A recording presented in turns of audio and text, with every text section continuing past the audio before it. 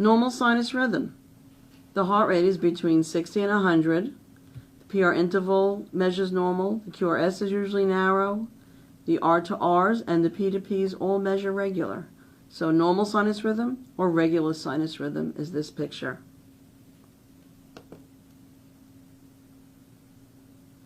When the heart rate is below 150, but yet above 100, it is sinus tachycardia.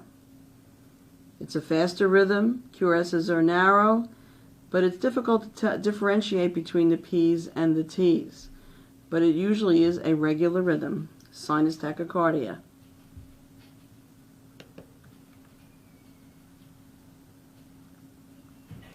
Sinus bradycardia.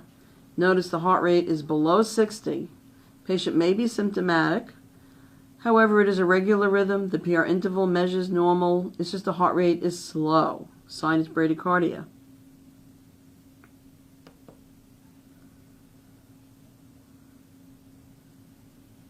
Asystole, a deadly rhythm.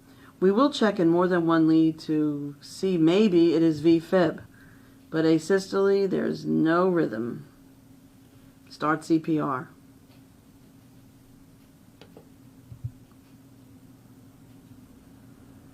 Atrial flutter. It is one irritable foci firing rapidly in the atrium, causing the sawtooth or picket fence pattern in the baseline. The R to Rs are narrow and are usually regular. Atrial flutter.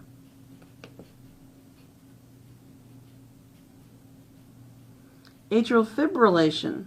Multiple irritable foci firing rapidly in the atrium, causing that very chaotic baseline. The R to Rs are never regular, and there are no discernible P waves. Atrial fibrillation.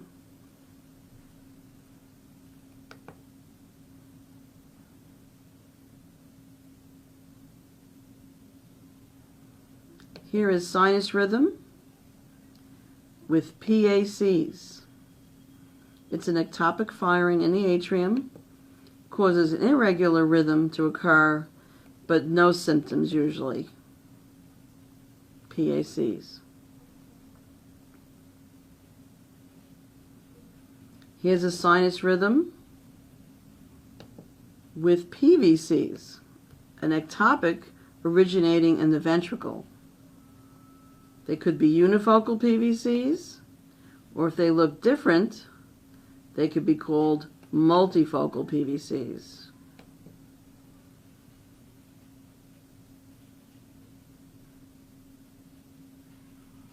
Here's a sinus rhythm with two PVCs in a row called a couplet.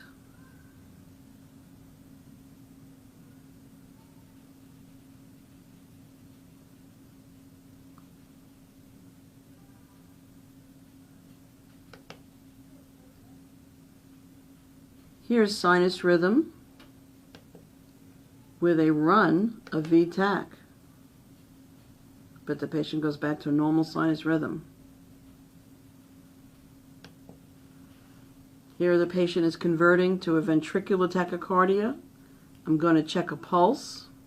If there is a pulse, I'm going to use medications and synchronize cardioversion. Here's a patient in V-tach that converts to a pulseless rhythm called V-fib. If this picture was larger, I might even call this picture torsade de pointe. It is a form of V-tach actually, and I would check a pulse. But this picture here is a good example of ventricular fibrillation, a pulseless rhythm.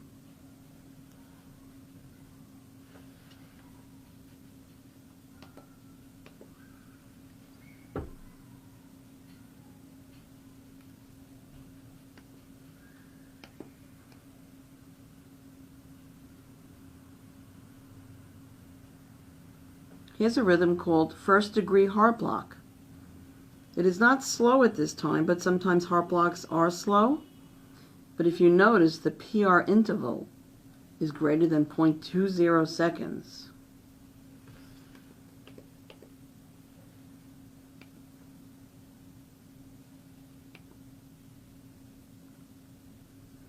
In this rhythm, I see groupings of QRSs and dropped beats.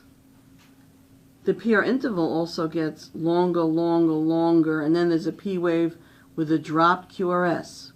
Longer, longer, longer drop. What's my name? Winky Bach.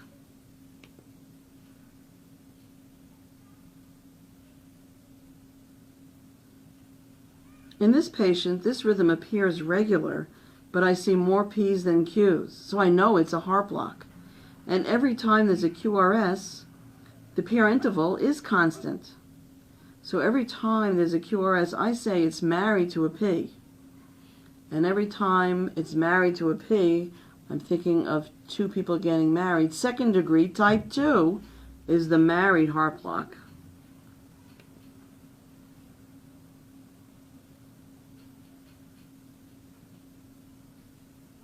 In this rhythm, I do notice wide QRSs. I notice the heart rate is also slow below 60. I see more P's and Q's. I know it's a heart block. And there is no consistent relationship between the P's and the Q's. So this is a third degree heart block, complete heart block, also called AV dissociation.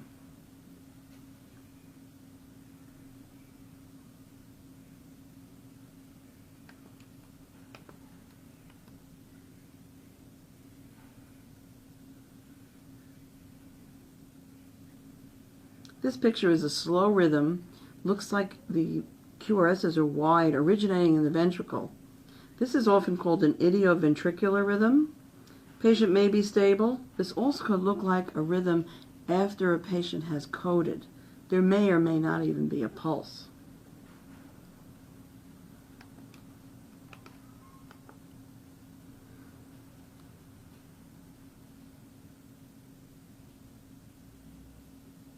Here's a slow rhythm.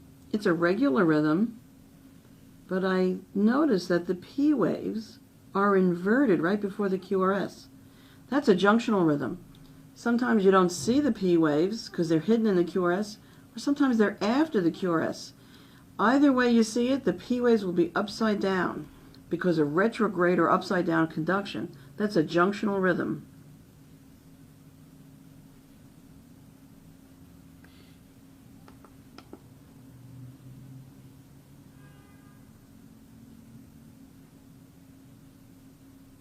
I see a spike and an immediate capture. This is a paced rhythm. This is a ventricular pacemaker.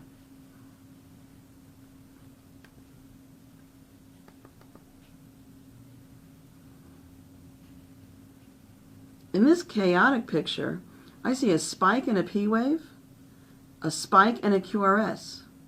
So I have multiple spikes and captures. This is an AV sequential or dual chamber pacemaker.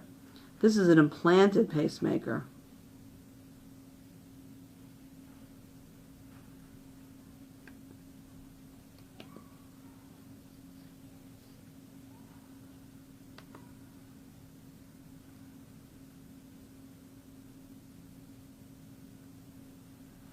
This is what you might see on a cardiac monitor when they're doing CPR, compressions on a patient's chest.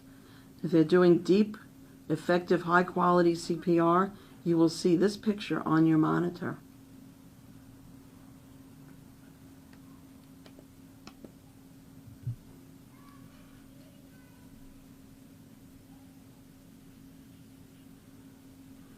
This is not a good picture. This is an end-of-life picture. They call this an agonal rhythm. Thank you.